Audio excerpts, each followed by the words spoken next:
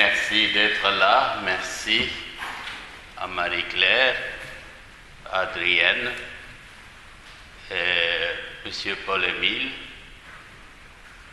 et Robert. Merci d'être là. Votre présence à cette Eucharistie célèbre surtout l'intention de vos parents, Yvonne et Émile, et vos grands-parents pour Robert.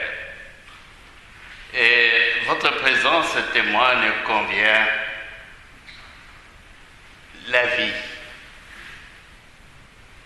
réussie, remplie d'amour, comblée de dons de Dieu, combien cette vie, même après cette existence terrestre, cette vie continue auprès de Dieu, où vos parents et grands-parents se trouvent en ce moment-ci.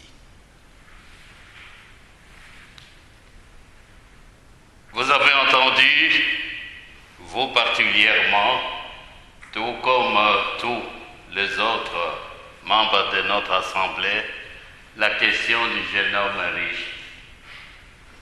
Ce jeune homme aspire à une vie heureuse, une vie de bonheur, une vie comblée, pour ne pas dire complètement réussie. Mais comment y parvenir? Il ne le savait pas. Peut-être il avait fait des choix.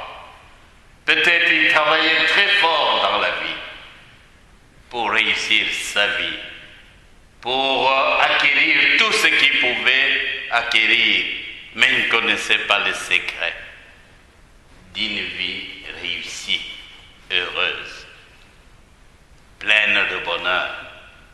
Et humblement, conscient de cette ignorance, de ce qu'il ne savait pas, il s'ouvre à Jésus. Bon maître, dis-moi, qu'est-ce que je dois faire pour être heureux? Cette question est encore actuelle pour plusieurs d'entre nous dans notre société d'aujourd'hui. Nous cherchons la vie réussie par tous les moyens et par tous les chemins possibles. Le bon comme le moins bon. Et vous avez entendu la réponse de Jésus.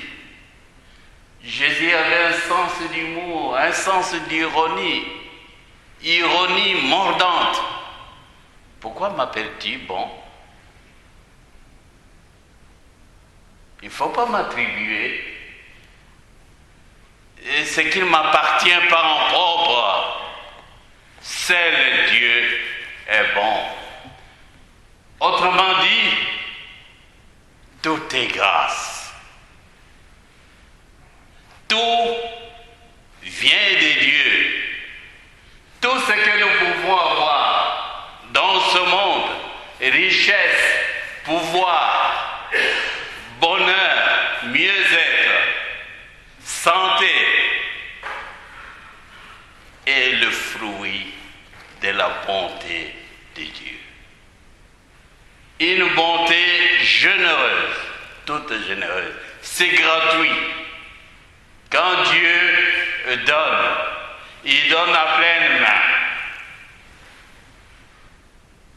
Il ne referme pas, il ne referme sur personne, pour personne, ce don ou sa main. Il ouvre pleinement pour pouvoir aux besoins de ceux et de celles qui le lui demandent. Et en même temps, cette question de Jésus-Christ, plutôt du jeune homme riche, c'est une demande. Voilà pourquoi Jésus y répond de tout son cœur. Est-ce qu'il a compris la réponse de Jésus? Il le réfère d'abord au commandement. Vous commandez, vous commencez, vous connaissez le commandement de Dieu. Toute une litanie, vous le connaissez. Chacun d'entre nous aussi connaît le commandement de Dieu. C'est le chemin le plus court. Mais loin de Jésus, l'intention de faire dépendre les bien-être, le mieux-être, la réussite, le bonheur de la vie d'une personne, de tout cet ensemble de prescriptions, de lois et de règles, comme de nombreux psychologues ou spécialistes de la psychothérapie, ou même des médecins, des psychiatres, nous le font croire. Actuellement, si vous jetez un coup d'œil sur beaucoup de librairies ou de bibliothèques, c'est plein. Le rayon des conseils, des règles qu'il faut observer pour avoir une vie heureuse, pour avoir le bonheur. Ça ne dépend pas seulement de l'observation de ces règles. Jésus va plus loin avec ce jeune homme qui lui ouvre son cœur. Et le plus difficile, il le lui a dit. Tu cherches une vie heureuse. Détache-toi. Détache-toi. Dépouille-toi de tout ce qui peut représenter comme un obstacle pour toi. Un obstacle pour t'ouvrir à cette vie. Pour avoir cette vie toute comblée. Vends tout ce que tu as, tout ce que tu considères comme étant tes possessions, tes acquisitions, tout ce que tu as accumulé qui représente vraiment un véritable obstacle qui te barre encore la route pour t'ouvrir pleinement à la bonté de Dieu, pour que tu reçoives, que tu aies tout ce que tu recherches. Il est devenu sombre, triste. Triste de pouvoir se détacher, c'est trop lui demander. Et on n'a plus rien entendu. Est-ce qu'il est revenu après? Nous agissons comme ça.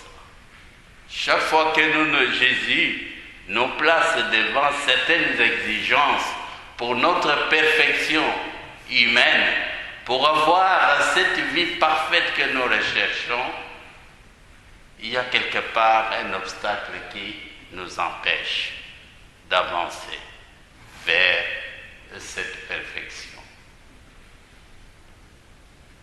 Alors, il y a des leçons à retenir de cet évangile. Le premier tableau qui m'est arrivé en guise de conclusion à cette parole de Dieu, c'est la prière de Salomon. Salomon a été appelé à succéder à son père, le roi David. Il a vu la gloire du pouvoir, le succès. Pour lui devenir roi d'Israël, c'est une chose à laquelle il ne s'attendait pas. Mais il a réalisé que c'était un don de Dieu. Il s'est mis à genoux, il a supplié le Seigneur. Qu'est-ce que tu veux que je te demande? La richesse ou les richesses de ce royaume? Non, loin de là. Encore moins le pouvoir dominateur et tyrannique sur mon peuple. Je n'ai pas besoin de ça. Donne-moi le discernement. Donne-moi la sagesse. Donne-moi la force ou la droiture. Il parle de ta droiture pour que je puisse diriger ce peuple que tu me confies dans la vérité et la justice. Et il a été complet. C'était le roi le plus riche, le plus puissant à cause de sa prière. Le deuxième tableau que je vois aussi, est-ce que vous avez déjà assisté à l'ordination des prêtres? Et moi, je me rappelle encore, en 1977, quand j'ai été ordonné le 21 août, ce qui m'a le plus marqué, quand j'étais prostré, couché, et puis la prière d'invocation de l'Esprit Saint. Non pas parce que j'étais couché là, j'étais le meilleur des garçons. J'avais peut-être aussi mes cochonneries. Mais cette prière qu'on a invoquée sur moi, que l'évêque d'heureuse mémoire, le père jésuite, un père jésuite qui m'a ordonné, Monseigneur Boucard, la prière qu'il a invoquée sur moi, l'invocation de l'Esprit, Christ consacre-les dans ta vérité, afin que par la puissance de ton esprit, qui devienne prêtre à ton image, fidèle à sa mission, de te servir et de servir ton Église, consacre-les par la puissance de ton esprit. Et puis ensuite, l'imposition des mains, un geste par lequel l'évêque qui consacre, qui ordonne un prêtre, qui ordonne un évêque, transmet cette puissance. C'est ce tableau, les deux tableaux qui m'ont le plus marqué à la lumière de cet évangile d'aujourd'hui. Et je termine par l'invitation que je nous adresse tous, à chacune d'entre nous, à prendre nos manques, quelles que soient nos positions. Nous avons des manques, des carences qui nous empêchent d'avoir accès à la vie complète de joie.